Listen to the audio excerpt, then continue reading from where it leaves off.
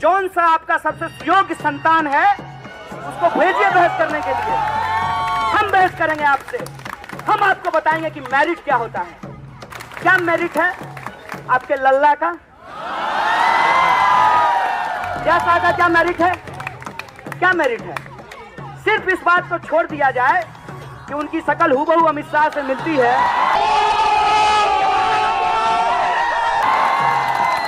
उस आदमी का क्या मेरिट है? उसको कैसे इस देश में बीसीसीआई का सेक्रेटरी बना दिया गया है?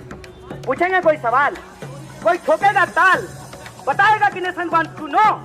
हम चैलेंज करते हैं आपको। है हिम्मत? करेंगे सवाल। आपको पता है कि जब मकबूल भट्ट को फांसी दी गई शायद आप पैदा भी नहीं होंगे। आपको पता है मकबूल भट्ट के ऊपर आरोप क्या? देश की जब आजादी हुई तब आप नहीं पैदा हुए। नहीं, आप नहीं पैदा हुए। देश की आजादी की बात आप भी नहीं पैदा हुए और मैं उस आजादी की बात भी नहीं कर रहा। जब संविधान देश में लागू हुआ तब आप पैदा नहीं हुए। आप भी पैदा नहीं हुए। आप भी पैदा नहीं है। कोई तर्क नहीं है। तो मैं सवाल पूछे मैं जवाब दूंगा। मैं जानना चाहता हूँ मकबूल भट्ट का गुनाह। एक पत्रकार हमको बार बार कह रहा था कि जो दे सकते हैं उनको देने में क्या दिक्कत है? अरे जो तुमको दे सकते हैं उनसे तो तुम ले ही रहे हो। कौन राजनेता है जो मीडिया वाले से दोस्ती नहीं करेगा? मर रहा है क्या उसको? तुम ये तो बताओ कि जो नहीं दे सकते हैं उनके लिए तुम्हारे पास क्या योजना है? तब जो सबसे ज्यादा हमको हमारे दिमाग में चीजों को डाल रहा है वो है टीबी। नहीं, टीबी मीडिया तो पहले भी था। सुनो सुनो सुनो, वो भी मीडिया ही था। वो अपने दौर का मीडिया था। आज जो है टीवी, उस टीवी ने हमारे लिए प्रोडक्ट बेचते बेचते प्रधानमंत्री बेचना शुरू कर दिया। हम लोगों को पता ही नहीं चला।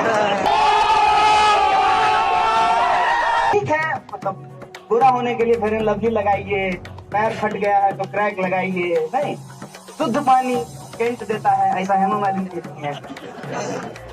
तब तक तो मामला ठीक था। अब जब ये बोलने लगा रोज आकर के मोदी नहीं तो हूँ, मोदी नहीं तो हूँ, दिमाग में घुस गया कि सही में मोदी नहीं तो हूँ। मोदी वर्सेस हू, मोदी वर्सेस हू, मोदी वर्सेस हू। एक तरह के लोग वो हैं जो रवीश कुमार को बहुत पसंद करते हैं और दूसरे तरह के लोग वो हैं जो नेशन वांट्स टू नो। कि nation wants to know. Nation wants to know नहीं है वो। बेसिकली जिधर से कमीशन आएगा उसका गाना गाना वो शुरू कर देगा। तो उसका नाम नेशन वांट्स टू नो नहीं होना चाहिए, उसका नाम कमीशन वांट्स टू नो होना चाहिए। जिधर से कमीशन आएगा उसके लिए बोलेगा। टीवी पे जो विश्लेषक आते हैं वो अपनी पार्टी से उनका क्या संबंध है ये वो नहीं बताते हैं। मेरा सुभाष जी से परिचय बहुत देर से आया, लेकिन उनके पिताजी से मेरा परिचय बहुत पहले आया।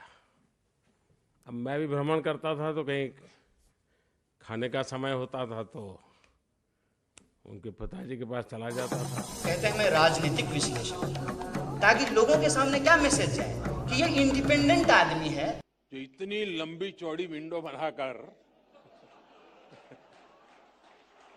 इतने सारे गेस्ट बुलाकर अर्नब की अदालत शुरू होती है।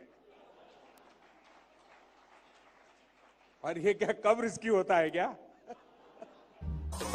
इसका किसी से कोई लेना देना नहीं है।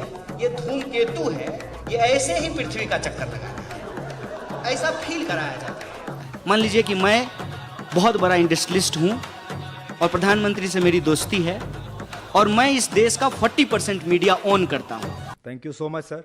अब मैं डॉक्टर सुभाष चंद्रा से गुजारिश करूंगा वो सर का स्वागत भी करें।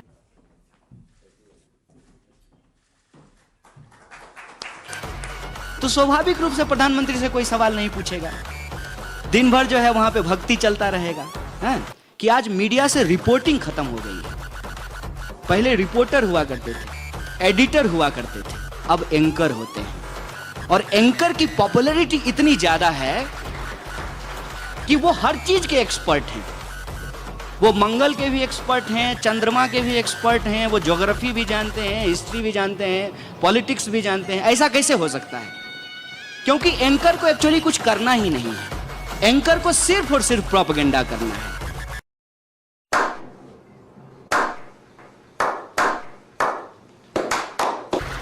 अब एंकर को तो रिपोर्टिंग के लिए नहीं जाना है, रिपोर्टर को जाना है माइक लेकर के।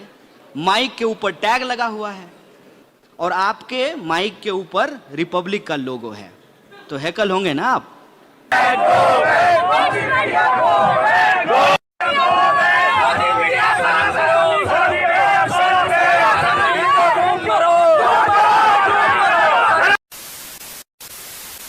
और मेरी माँ तो सरकारी नौकरी नहीं है, 3000 कमाती है।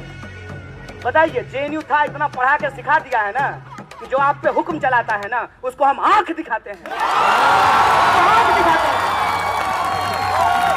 और यहाँ मंत्री जी के दफ्तर के बाहर दिन दहाड़े बिना नकाब के इतने लोगों के सामने स्वीकार करता हूं कि हूं, देश का नहीं कराएंगे टुकड़ा, आपका टुकड़ा करेंगे, भाजपा का टुकड़ा करेंगे।